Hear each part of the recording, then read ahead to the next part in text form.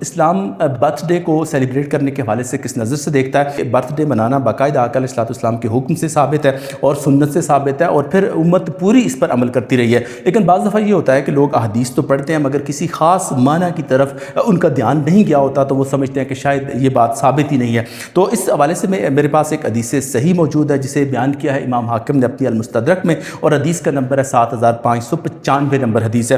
تو اس میں ام المومنین عائشہ صدیقہ رضی اللہ تعالیٰ عنہ بیان فرماتی ہیں کہ آپ کے گھر میں اگر لڑکی پیدا ہو جائے تو آپ نے ایک بکری ذبح کرنی ہے عقیقے کے طور پر، اور اگر لڑکا پیدا ہو جائے تو آپ نے 2 بکریاں ذبح کرنی ہے. اور پھر اس کے بعد کیا کرنا ہے، آپ نے کھانا تیار کرنا ہے اور کھانا تیار کر کے آپ نے خود بھی کھانا ہے اور دوسروں کو کھلانا بھی ہے، جو آپ کے عزیز رشتہ دار دوست احباب ہیں انہیں کھلانا بھی ہے. اور پھر اس کے بعد آپ نے صدقہ بھی کرنا ہے اور لوگ جو آپ کو ملے انہیں بھی آپ نے سرو کر دینا ہے کھانا.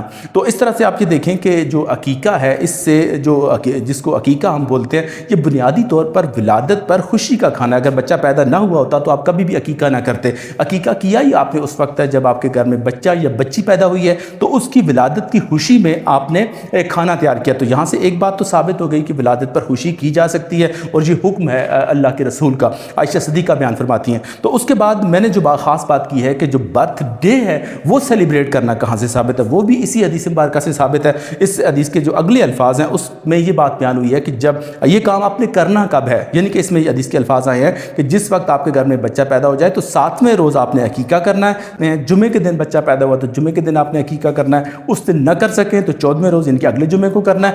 پھر نہ کر سکیں تو 21ویں روز یعنی کہ اگلے جمعے کو آپ نے عقیقہ کرنا ہے. تو یہاں سے باقاعدہ طور پر برتھ ڈے منانا ثابت ہو جاتا ہے.